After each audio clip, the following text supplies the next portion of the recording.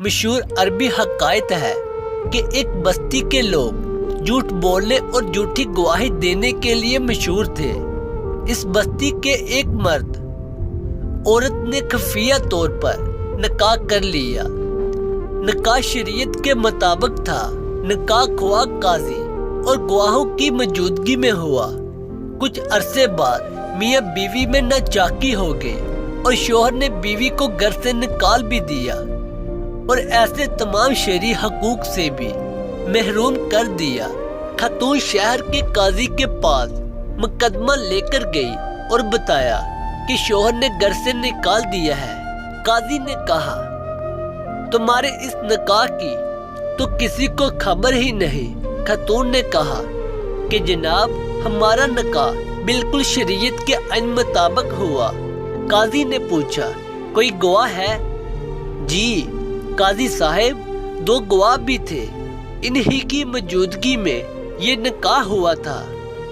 قاضی صاحب نے شوہر اور گواہوں کو طلب کر لیا، مگر انہوں نے بڑی عدالت میں خاتون کو پہچاننے اور نکاح سے صاف انکار کر دیا اور بیک زبان کہا کہ ہم نے تو آج سے پہلے اس خاتون کو کبھی دیکھا تک نہیں۔ قاضی صاحب نے خاتون، شوہر اور گواہوں کو بیک وقت گہری نظروں سے دیکھتے ہوئے خاتون سے پوچھا، کیا تمہارے شوہر کے پاس کتے ہیں؟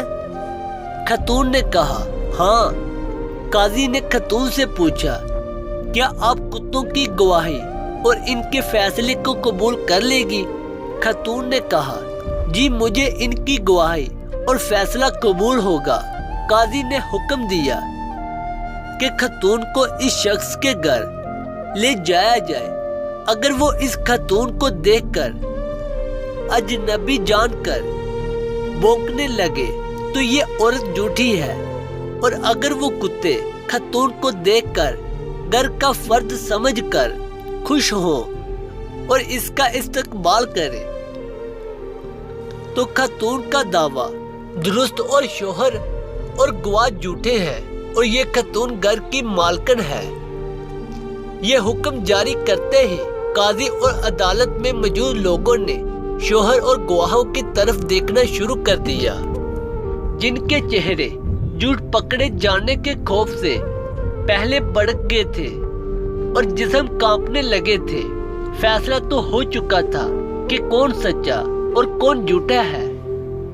قاضی صاحب نے سپاہیوں کو حکم جاری کیا، گرفتار کر لو ان جھوٹوں کو اور انہی کوڑے لگاؤ کہ یہی جھوٹے ہیں۔